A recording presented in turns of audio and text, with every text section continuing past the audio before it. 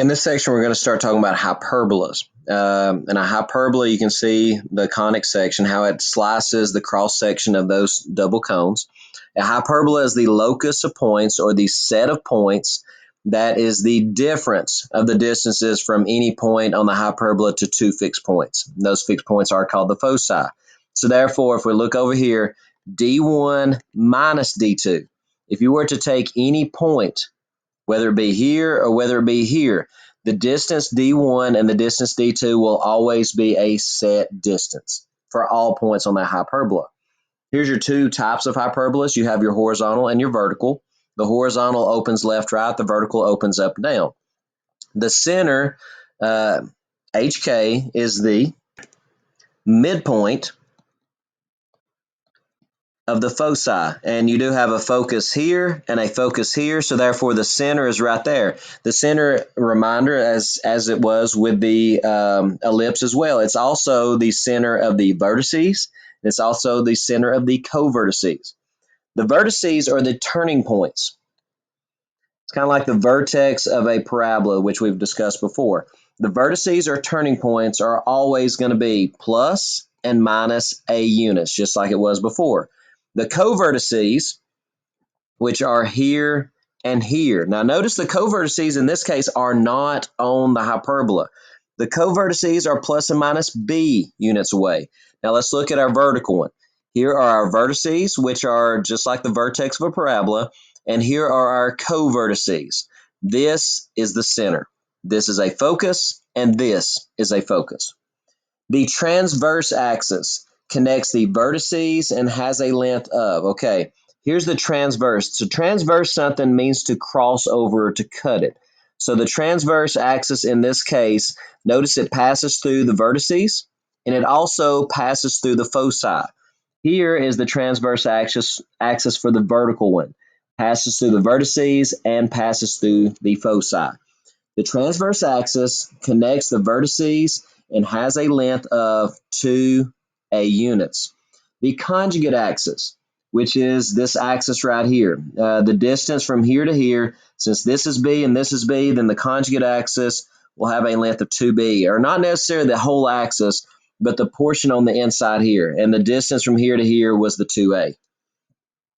The asymptote lines are the diagonals of the lines that guide the curves. A lot of times they'll call this box right here. Now notice how this box forms. This was a vertex and this was a vertex. If you were to draw these lines through your vertices, draw these two lines through your covertices, it forms a box. Same thing here. Draw this line through the vertices, draw this line through the covertices, and a box is formed. If you were to connect the corners of those boxes, what you form are two asymptote lines. Okay, the asymptote lines are the diagonal lines that guide the curves. So those curves, once you draw those asymptote lines, this curve goes through your vertices and it's going to follow those asymptote lines forever. And the same thing here and the same thing with the other two on the other side. The foci are plus and minus c units away from the center. Okay, here's the formula to find c in this case. Before, c squared was a squared minus b squared. For a hyperbola, c squared will be a squared plus b squared, which looks a lot like your Pythagorean theorem. Your standard form for each of these. Okay, we're going to do our horizontal first and vertical second. Now, there are a few differences between these and the ellipses. Well, first off, we notice that x stuff is not always listed first. If it's a horizontal hyperbola, yes, the x stuff will be first. If it is a vertical hyperbola, the y stuff will be first. Notice that a squared is always listed first now. Now, when we were dealing with an ellipse, a was always bigger than b. That is not the case here. A doesn't have to be greater than b. So make sure that we remember that. A does not have to be greater than b when you're dealing with a hyperbola. The transverse axis, if it's a horizontal, is going to have an equation y equals k. If it's vertical, we'll have the equation x equals h. And it's just going to flip-flop for the conjugate. It's going to be x equals h and y equals k for the vertical. And to find the asymptote lines, it does have a formula, but here's what I want us to do. I want us to use y minus k is equal to, or excuse me, y minus y1 equals m times x minus x1. I want us to use the point slope formula just because that way we do not have to remember another whole nother formula, okay? So we're just simply going to use point slope. And I want to remind you that our m, okay, can be found just by remembering the fact that those asymptote lines connect the corners of these boxes, okay? So if we can remember that, then we can very easily find slope, and a point on each of these asymptote lines will be that center point, okay? And that makes it a little bit easier. So now, let's graph some of these. We're going to write the equation in standard form, graph the center, graph the vertices, graph the co-vertices. We're going to draw that box, that guiding box, and then we're just going to simply find our C, and we're going to graph. So these are not hard at all to graph. So let's identify our center first. We do it the same way we did with an ellipse. The center is going to be at 0, 0. So let's go ahead and plot that point. Our A and B values. Reminder again that our A squared is always listed first when we're dealing with a hyperbola. So our A value here is going to be 2. Our B value is going to be 5. Our A value is under the X. Our B value is under the Y. So that means that this is a horizontal. Same as before. Our A value under the X means it's horizontal. If our A value is under the Y, it means it's vertical. So what we're going to do horizontally is we're going to graph this A value. We're going to go right 2. We're going to go left 2. So I should have put a plus and minus there. For our B value, we're going to go up 1, 2, 3, 4, 5. And we're going to go down 1, 2, 3, 4, 5. And we're actually going to sketch a box that passes through those 4 points. And again, this box is going to be our guiding box. Here, let me plot that again. Here is the center of our circle. These were our vertices, because this is horizontal. Even though the x value is smaller, the a value is smaller, it's still a horizontal because that a value is under x. So we're still going to open like this since it's a horizontal hyperbola. Okay, next what we're going to do is I'm going to connect my corners. I'm going to draw my asymptote lines.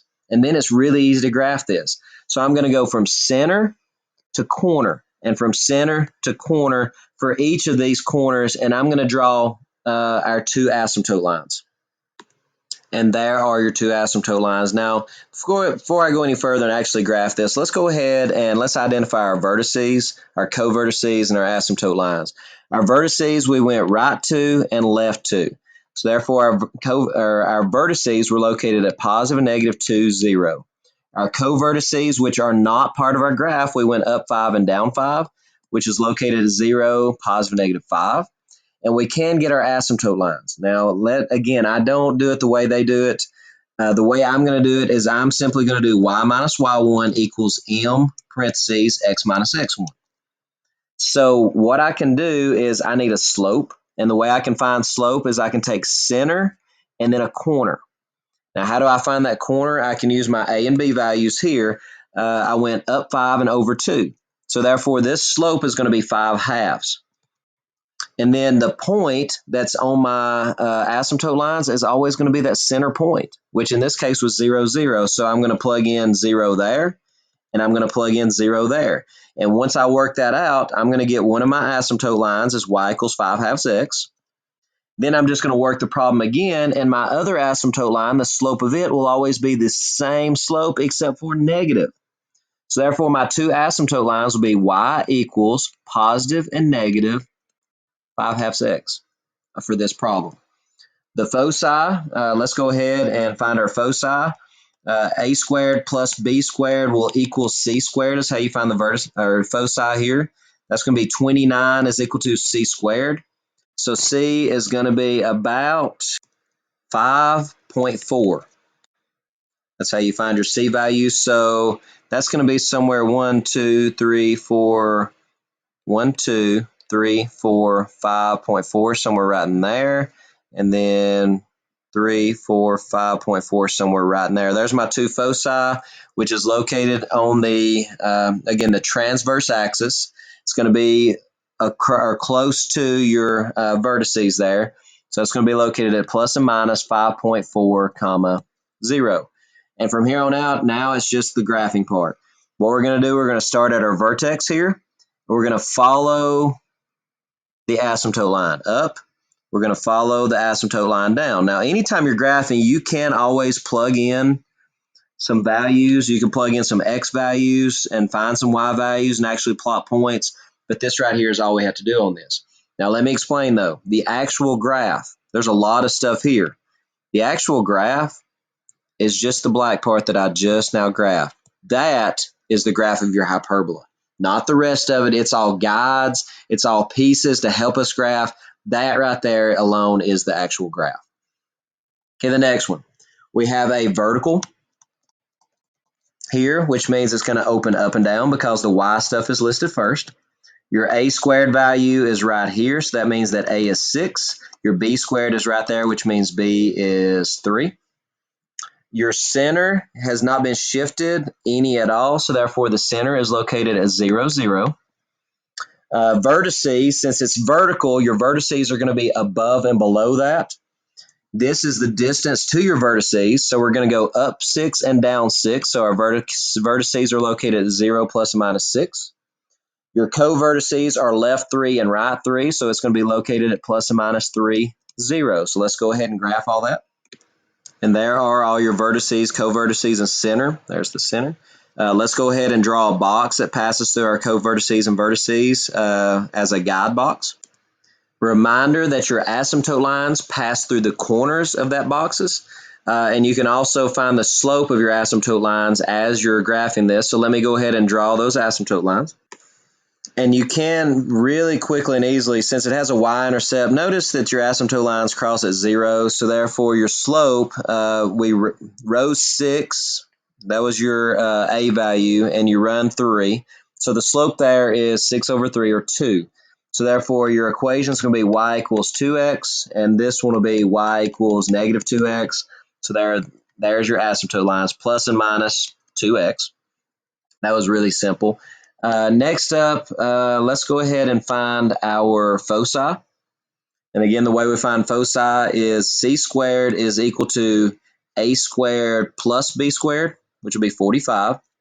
So therefore, c is going to be the square root of that, which you can simplify into 3 root 5, or the square root of 45 is somewhere around 6.7.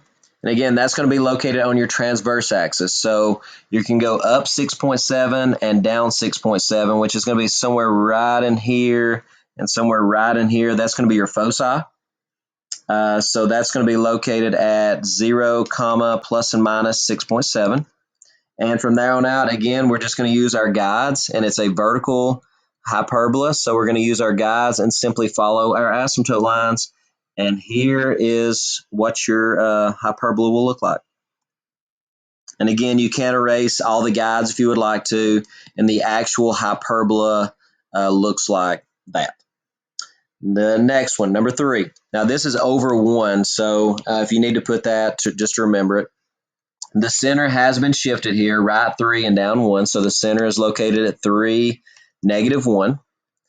Your a squared value is always listed first, so that means that a is 4. Your b squared value is always listed second, so that means that b is 1. So let's go ahead and graph, well, x is first, so that's a horizontal hyperbola as well. So that means it's going to open left and right. So let's go ahead and plot our center and our vertices and co-vertices.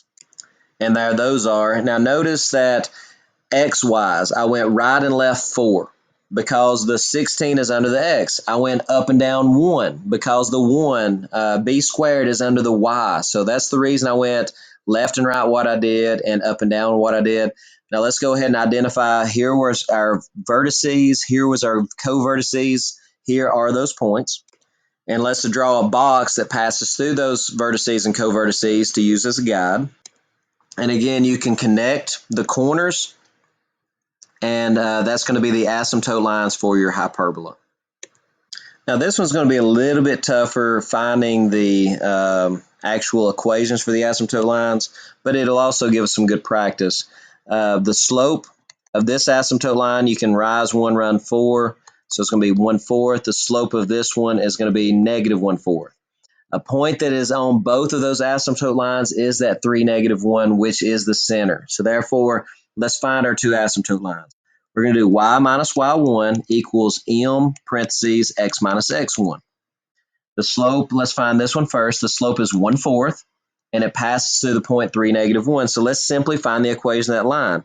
Y minus -1 equals the slope, which is 1/4, times x minus 3. So that's going to be y plus 1 equals 1/4. You can go ahead and distribute that if you'd like to. That 1/4 x minus 3/4. Move the 1 over by subtracting 1 whole, and that'd be y equals 1/4 x minus 7/4. That's one of your equations. Y equals 1/4 x minus 7/4. Now your other asymptote line, what we're going to do is we're simply going to change our slope from 1/4 to -1/4. So all that does, it changes this to negative, changes this to positive, which is going to simply change, let's see, when we subtract 1, that's now going to be a -1/4, and that's it. That'll be a negative there. So y equals -1/4 x minus 1/4. So there is your two equations. Again, that goes back to some simple algebra, just finding the equation of a line that passes through a point that has a given slope. And from here on out, let's go ahead and find our foci, and then it's just graphing. So our foci is found by c squared is equal to a squared plus b squared, which is 17. So therefore, c is going to be about 4.1. So therefore, the foci, since this is horizontal, is going to be located to the right and left 4.1. So it's nearly right on those vertices. So they're going to be located at right 4.1, which is 7.1 -1. And then left 4.1 will be -1.1, comma -1. So there's your two vertices, or excuse me, two foci. And then all we have left is just graphing. Follow your asymptote lines. So there is the right side of your hyperbola. Then the left side of your hyperbola goes somewhere right through there. Again, you can leave the guides or you can erase them to actually see what it looks like. Okay, number 4, let's do a couple more. Notice this is a vertical hyperbola. The reason we know that is the y stuff is listed first. So it's going to look something like that. Your a squared is 4, so that means a is 2 and b is 3. So we're going to find our center, which is located, now you got to be careful, left 2, up 4. Notice where the x is at. So left 2 is on the x and up 4 is on the y. So that's going to be at -2, 4, which is right in there. Okay, under the y's, I have a value of 2. So that means we're going to go up 2 and down 2. Under the x, I have a value of 3. So that means right 3 and left 3. And there is your box. Let's connect the corners of that box, and that's going to be your asymptote lines. I'm going to go ahead and use my a and b values, and I can identify a slope there. Since my a value is 2, my b value is 3, that simply means that the slope would have to be 2/3. And this slope is always the opposite, which would be -2/3. The vertices, since this is a vertical parabola, my a value tells me how far it is to my vertices. So here's a vertex and here's a vertex. So my vertices would be at these 2 points. And my co-vertices would be right 3 and left 3 of my center, which would be here and here. And here are my co-vertices. We can go ahead and find our foci if you'd like. A squared plus b squared is equal to c squared. So c squared would be 13. So c is going to be the square root of 13, which is going to be about 3.6. So since it's a vertical parabola, we're going to go up 3.6 and down 3.6. And my foci are going to be located at -2. When you go down 3.6 gives you 0.4. When you go up 3.6 gives you 7.6. So there's your foci. Next step, let's go ahead and find those asymptote equations. And I'm going to erase the c value to give us a little bit more room. To find your first asymptote line, y minus y1 equals m times x minus x1. My slope is 2/3. and it passes through the center. So therefore, you have the centers at negative 2, 4, so that's going to be y minus 4 equals 2/3 times x minus negative 2, which would be x plus 2. Clean that up, it would be y minus 4 equals 2/3 x plus 4/3. When you move the minus 4 over by adding 4, that's going to be y equals 2/3 x plus 16/3. There's your first asymptote line. Okay, your second asymptote line, the only thing that changes is your slope changes to a negative. So I'm going to go ahead in a different color, make that negative, which makes that negative, which makes this a negative times a positive makes that negative. So that's going to change a little bit. So now when you move the minus 4 over by adding 4, you're going to add, let's see, that'll be 12/3 minus 4/3, which is now an 8/3. So the other asymptote line will be y equals negative 2/3 x, and it was plus 8/3. Finally, all we have left to do, it's a vertical hyperbola. So now let's take our vertices and simply connect the dots. Follow your asymptote line that way. Follow it this way. Same thing here and here. And you have a picture of kind of what this hyperbola would look like. And number 5, x stuff listed first, so therefore this would be a horizontal hyperbola. So it's going to look something like this.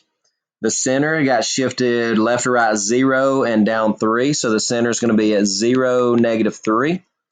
Your a value, a squared is 25, so a is 5. B squared is 36, so b is 6.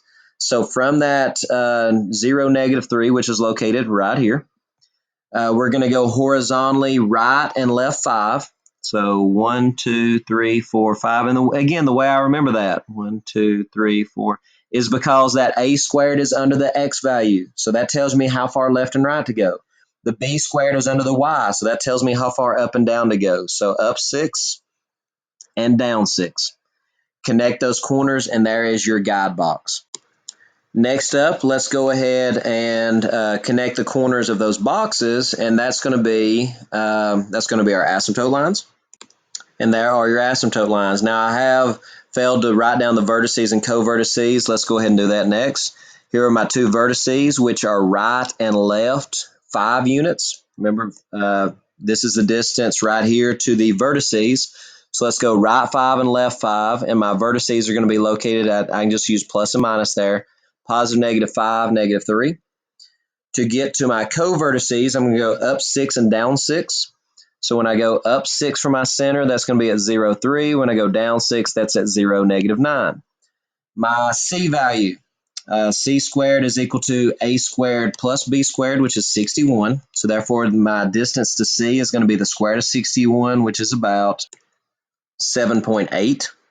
So therefore, since it's horizontal, I'm going to go right 7.8 and left 7.8 of my center to get to my foci. So there's your foci. Now this worked out really good for our asymptote lines because we can actually just use, instead of the whole y minus y1 equals m times x minus x1, we can just use y equals mx plus b because we have the y-intercept.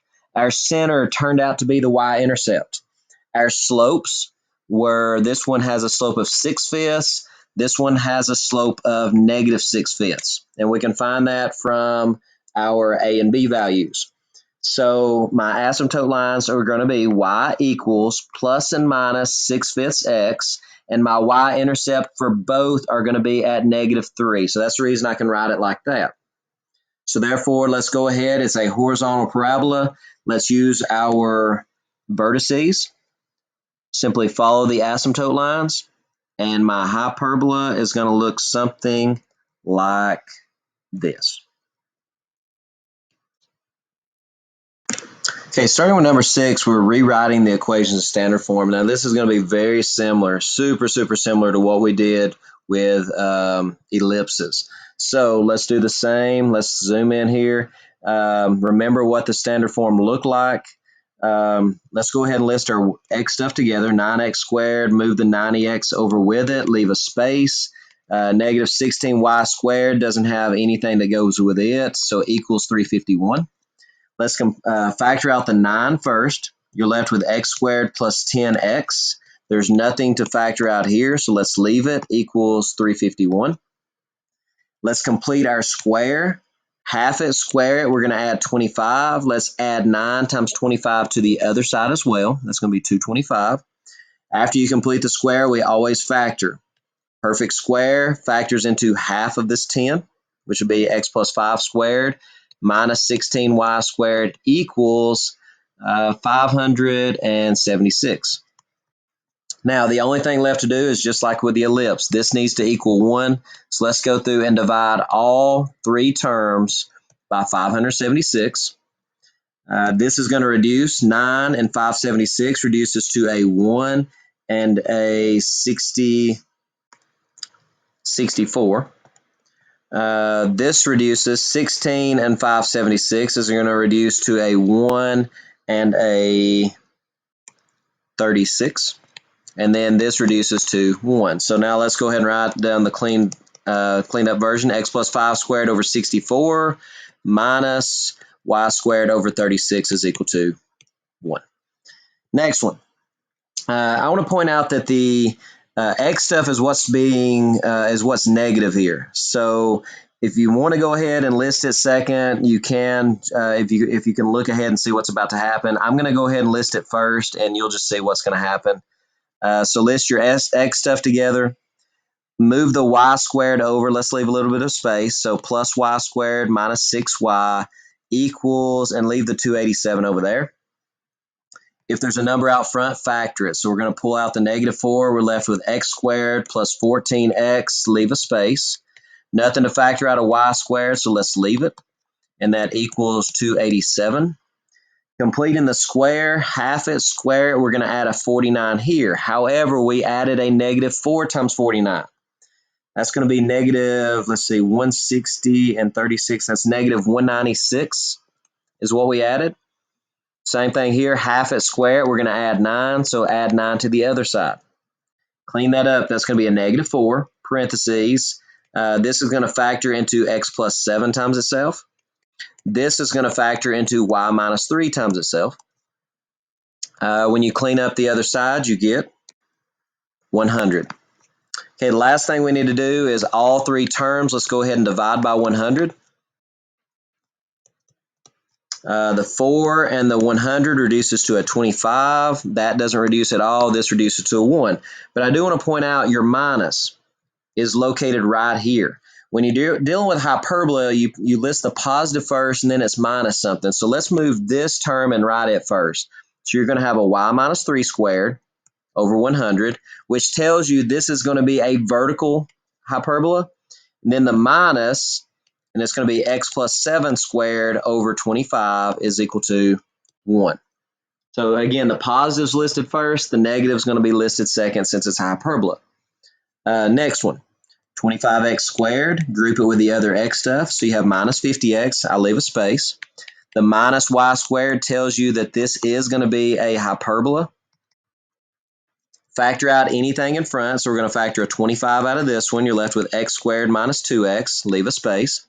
Factor the negative 1 out of the second one, and you can put the 1 there if you'd like. You don't have to. I'm not going to. And you're left with y squared plus 10y, leave a space. Let's complete our square. Half it, square it. We're going to add a 1. We actually added 25 times 1, so add 25 over here. Here, half it, square it, that's going to be a 25. You actually added negative 1 times 25, which is a negative 25. And those actually cancel each other out. Let's factor. You're left with x minus 1 times itself. And this would be y plus 5 times itself. And on the other side, you have a 100. Let's go through and every term, let's divide by 100. 25 and 100 reduce. Nothing reduces in the second one, so our final answer is going to be x minus 1 squared over 4 minus y plus 5 squared over 100. Notice the minus is listed second is equal to 1. Number 9, negative 9x squared, and you can go ahead and list it second if you would like to since it's the negative stuff, plus 36x, leave a space. Move the 4y squared over.